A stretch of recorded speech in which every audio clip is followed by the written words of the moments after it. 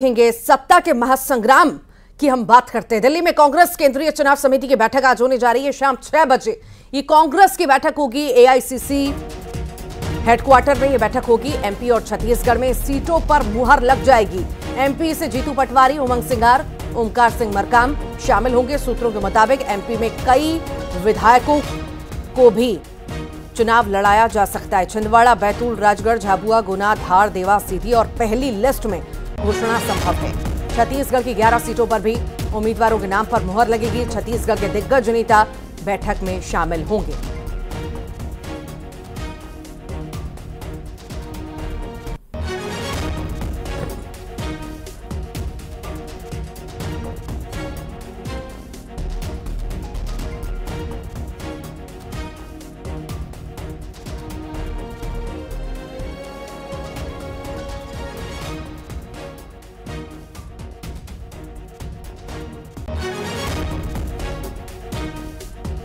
तो दिल्ली में बड़ी बैठक, सीईसी की ये बड़ी बैठक आज होने जा रही है कांग्रेस की। शाम 6 बजे एआईसीसी के मुख्यालय में ये बड़ी बैठक होगी। एमपी और छत्तीसगढ़ में सीटों पर मुहर लग जाएगी। लगातार मंथन तो हो ही रहा है कांग्रेस में सीटों को लेकर के, उम्मीदवारों को लेकर के, पर अब मुहर लगना बाकी है। फाइनल मुहर सीईसी की बैठक में लगेगी और कहा जा रहा है कि आज ये मुहर लग जाएगी और जल्द जो है नाम उम्मीदवारों के सामने आ जाएंगे। तो दिग्गजों को मैदान में उतारने की तैयारी में कांग्रेस है और साथ ही साथ ये भी सूत्रों के हवाले से जानकारी है कि विधायकों को चुनाव लड़ा सकती है कांग्रेस।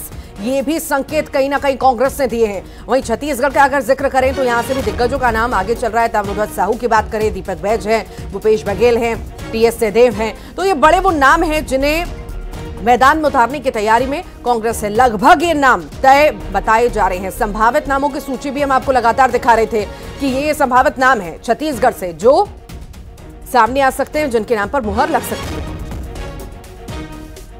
ज्यादा जानकारी लेंगे सहयोगी शैलेंद्र भदौरिया भोपाल से हमारे साथ लाइव जुड़ गए हैं, तो वहीं तनु वर्मा रायपुर से हमारे साथ लाइव जुड़ गई हैं। बात सबसे पहले शैलेंद्र से कर लेते हैं। शैलेंद्र, सीईसी की बैठक महत्वपूर्ण होगी चूंकि नामों पर मंथन लगातार चल रहा है। आखिरी मुहर आज लगना बाकी है और अब तो ये भी संकेत कांग्रेस की ओर से कि विधायकों को भी जिम्मेदारी दी जा सकती है, उन्हें भी चुनावी मैदान में उतारा जा सकता है। ज्यादा जानकारी आपके पास क्या है इस वक्त? देखिए, बिल्कुल आपने ठीक कहा कि आज अंतिम मोहर कांग्रेस के प्रत्याशियों को लेकर लग सकती है। जिस तरीके से बीजेपी 195 प्रत्याशियों घोषित कर चुकी है, मध्य प्रदेश के लिहाज से देखें तो 24 प्रत्याशी बीजेपी घोषित करती, तो मनोवैज्ञानिक बढ़त जो है यहाँ बीजेपी ले चुकी है। और ऐसे में अब कांग्रेस के सामने एक बड़ी चुनौती है कि जो दिग्गज मैदान में उतारे गए हैं बीजेपी की तरफ से, उनके सामने आखिर कौन कौन प्रत्याशी होंगे। और यही कारण है कि कयास लगाए जा रहे हैं कि जो मध्य प्रदेश कांग्रेस के जो विधायक है उनको पार्टी मैदान में उतार सकती है।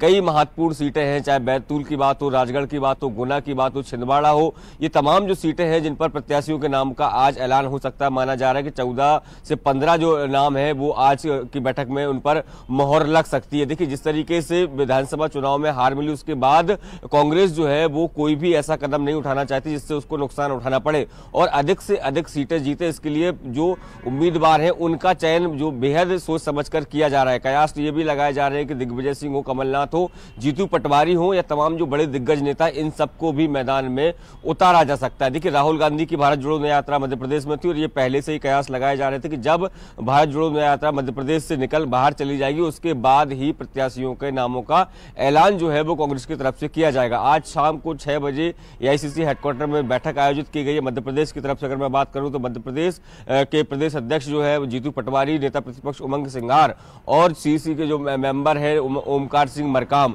वो आज दिल्ली में शामिल होंगे। जो बैठक है उसमें वो शामिल होंगे और नामों को अंतिम मोहर लगाएंगे। देखिए, तमाम जो नाम है लगभग नाम तय कर लिए गए हैं, लेकिन बैठक में औपचारिकता भर शेष बताया जा रहा है कि औपचारिकता भर रह गई है जब इन नामों पर अंतिम मोहर लगेगी और जल्द ही इन सीटों पर नामों का ऐलान कर दिया जाएगा। देखिए, अगर मैं 2019 के लोकसभा की बात करूं तो एकमात्र सीट छिंदवाड़ा थी जिस पर कांग्रेस का कब्जा जमा पाई थी। बाकी 28 सीटों पर कांग्रेस को हार का सामना करना पड़ा था और जिस तरीके से इस बार ये दावे किए जा रहे हैं कि आधी सीटों पर कांग्रेस जीतेगी, इस तरह के दावे कांग्रेस की तरफ से किए जा रहे हैं, तो उसके लिए बहुत आवश्यक होगा कि मजबूत कैंडिडेट मैदान में उतारे जाए और उसी को लेकर लगातार मंथन चल रहा है। तो उम्मीद है कि आज की बैठक में कम से कम 14 से 15 प्रत्याशियों के नाम पर अंतिम मोहर लग सकती है। ठीक, छत्तीसगढ़ का भी रुख कर लेते हैं। शैलेंद्र, लगातार बने रहिए आप। तनु, आज कयास लगाए जा रहे हैं कि मुहर फाइनल नामों पर लग जाएगी और दिग्गजों के नाम भी हम लगातार दिखा रहे थे संभावित सूची में। आखिर कौन कौन से दिग्गज हो सकते हैं, चाहे भूपेश बघेल है, टीएस सिंहदेव हैं, ताम्रध्वज साहू हैं। आखिर आपको क्या जानकारी मिल पा रही है कि और कौन कौन से दिग्गजों को मैदान में उतार कांग्रेस सकती है, और साथ ही साथ ये लिस्ट कब तक जारी हो सकती है? जी बिल्कुल, देखिए छत्तीसगढ़ की 11 लोकसभा सीटों पर आज केंद्रीय चुनाव समिति की बैठक में जो है मुहर लग सकती है। इससे पहले स्क्रीनिंग कमेटी की बैठक जो है की गई थी और इस बैठक में कैंडिडेट के नामों का पैनल तैयार किया गया था, जिसके बाद इसे सीएसी के पास भेजा गया था। और आज केंद्रीय चुनाव समिति की इस बैठक में इन नामों पर अंतिम मुहर जो है वो लग सकती है और इसके बाद जल्द ही पार्टी जो है कैंडिडेट के नामों का ऐलान भी कर सकती है। इसके साथ ही संभावित नामों की हम बात करें तो भूपेश बघेल, टीएस सिंहदेव, ताम्रध्वज साहू, धनेंद्र साहू, इन सभी के नामों की चर्चाएं जो है तेज है कि पार्टी ने इस बार की पार्टी ने लोकसभा चुनाव में भी जो है मैदान में उतार सकती है। इसके साथ ही आपको बता दूं कि करीब 9 बजे पीसीसी चीफ दीपक बैज जो है यहां से बैठक के लिए दिल्ली के लिए जो है वो रवाना होंगे। इसके साथ ही लगातार दीपक बैज भी जो है इस बात की पुष्टि करते आए हैं कि इस बार के लोकसभा चुनाव में पार्टी जो है पुराने चेहरों के साथ साथ नए चेहरे को भी मौका देगी। साथ ही कांग्रेस का ये दावा भी रहा है कि इस बार के लोकसभा चुनाव में महिला उम्मीदवारों की संख्या जो है ज्यादा देखने को मिलेगी। ऐसे में इस बार के कहा जा सकता है कि इस बार के लोकसभा चुनाव में कांग्रेस पार्टी भी में नए और पुराने चेहरों का जो है मिक्सअप देखने को मिल सकता है। साथ ही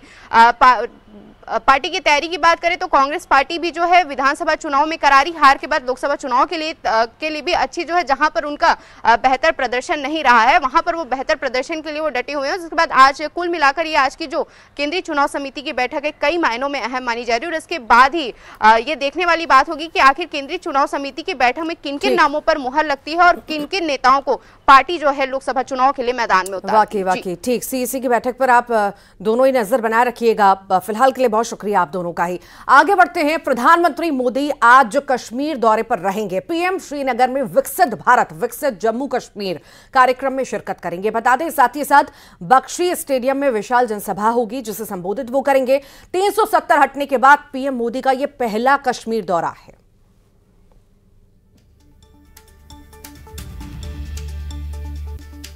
तो 370 हटने के बाद पीएम मोदी का यह पहला कश्मीर दौरा बेहद ही खास होने जा रहा है।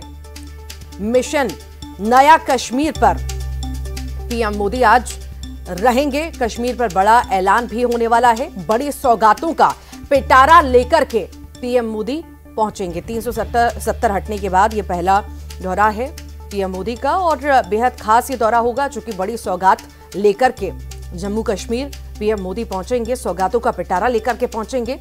विकसित भारत विकसित जम्मू कश्मीर भी इसे नाम दिया गया है।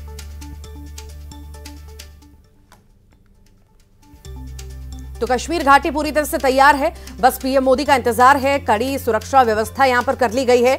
अब बस पीएम मोदी के पहुंचने का इंतजार है। बड़ी सौगातों का पिटारा लेकर के पीएम मोदी जम्मू कश्मीर का रुख करेंगे। जम्मू कश्मीर जाएंगे। 370 हटने के बाद उनका यह पहला दौरा है। बेहद ही खास होगा चूंकि सौगातों का पिटारा तो लेकर ही जा रहे हैं, साथ ही साथ वहां पर बड़े इंतजाम और कई सारी घोषणाएं भी।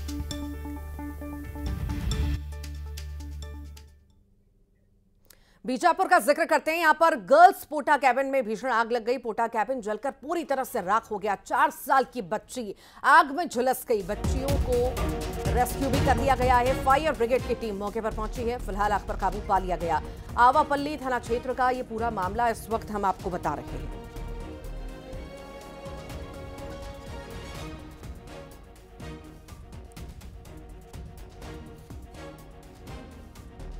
तो आवापल्ली थाना क्षेत्र का ये मामला है जहां पर ये भीषण आग लगी है।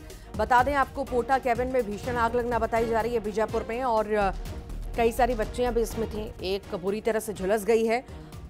4 साल की बच्ची आग में बुरी तरह से झुलस गई और बच्चियों का रेस्क्यू भी कर लिया गया है। फिलहाल राहत की खबर, फायर ब्रिगेड की टीम ने आग पर काबू पा लिया है। बच्ची को अस्पताल में भर्ती करा दिया गया है जहां पर उसका इलाज जारी है। तस्वीर आप देखिए कितनी भीषण ये आग लगी बीजापुर में। एक्सक्लूसिव तस्वीरें आप देख रहे हैं। ज्यादा जानकारी के लिए दिनेश हमारे साथ जुड़ गए हैं। दिनेश, आग का तांडव हम यहाँ पर देख रहे हैं। आखिर कैसे ये आग लगी, अभी स्थिति क्या है, बच्ची की क्या स्थिति है, विस्तार से बताइए। जी हाँ, मैं आपको बता दूं कि बीती रात बीजापुर जिले के आवापल्ली ब्लॉक स्थित चिंताकोंटा कन्या पोटा केबिन आवासीय छात्रावास में भीषण आग लगी।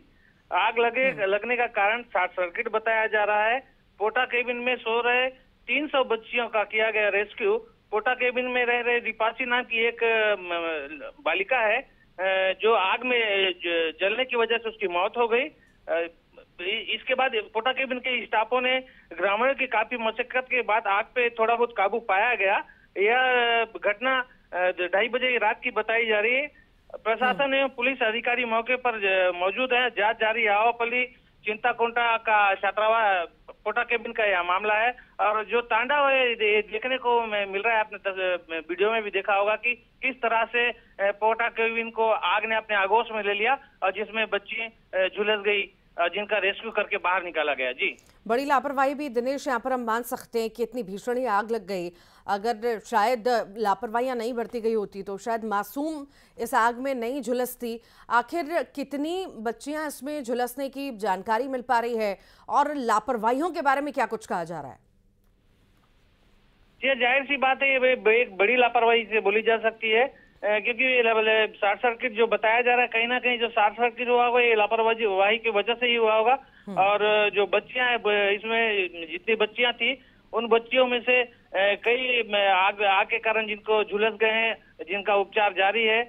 एक बच्ची की जो मौत हो गई है। ऐसा बताया जा रहा है कि ये बच्ची उस छात्रावास की छात्रा। ठीक, फिलहाल के लिए बहुत शुक्रिया दिनेश जानकारी को साझा करने के लिए। और इसी के साथ ही यहाँ रुक रहे एक छोटे से ब्रेक के लिए। सरदार पटेल की ये कांस्य प्रतिमा प्रमाण थी कि